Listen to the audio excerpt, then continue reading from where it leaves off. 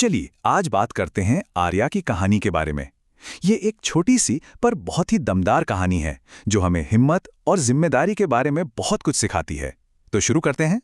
तो कहानी हमें ले जाती है भविष्य की एक ऐसी दुनिया में जहां इंसान और मशीनें दुश्मन नहीं बल्कि दोस्त बनकर एक साथ मिलजुल कर रहते हैं। ये एक ऐसी सोसाइटी है जहां सब एक दूसरे का साथ देते हैं ताकि सबकी भलाई हो।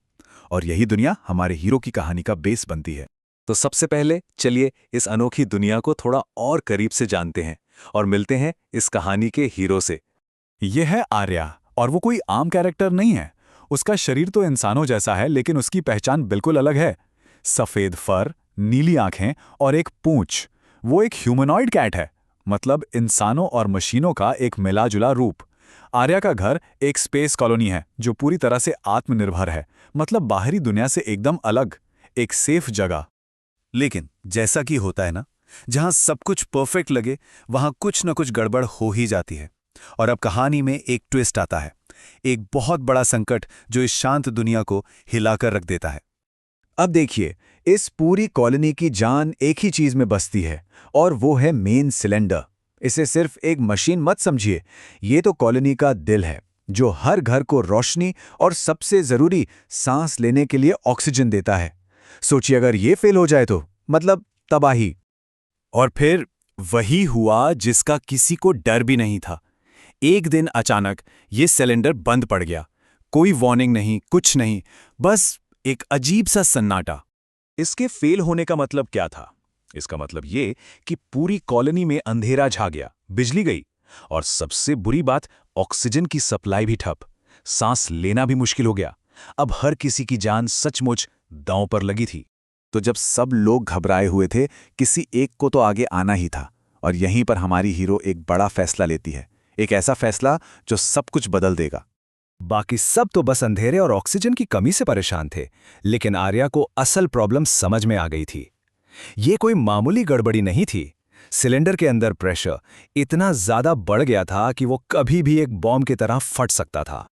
और इसी पल में आर्या का असली कैरेक्टर सामने आता है। उसे पता था कि यह कितना खतरनाक है कि शायद वो वापस ना आए, लेकिन उसे यह भी पता था कि अगर उसने कुछ नहीं किया तो कोई नहीं बचेगा।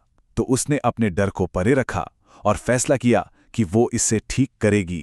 तो अब आर्या सिर्फ सोच नहीं रही, वो एक्शन ले रही है। वो सीधा उस खतरे से भिड़ने जा रही है। और वो बिना सोचे समझे नहीं गई। उसका एक प्लान था।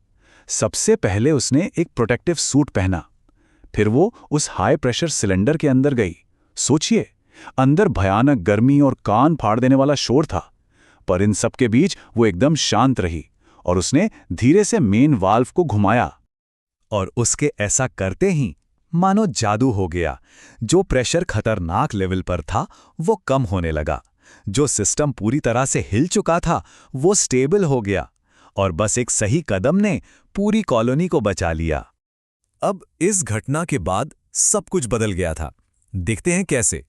जब आर्या उस सिलेंडर से बाहर आई तो लोगों के लिए वो सिर्फ एक ह्यूमनॉइड कैट नहीं रह गई थी। अब वो उनकी हीरो थी, उनकी रक्षक। अब लोग उसे उसकी बनावट के लिए नहीं बल्कि उसकी हिम्मत के लिए जानते थे। और आखिर में आर्या की ये बात ही इस पूरी कहानी का दिल है कि असली हिम्मत का मतलब ये नहीं कि डर ही न लगे। असली हिम्मत तो तब होती है जब डर लगने के बावजूद हम सही कदम उठाते हैं।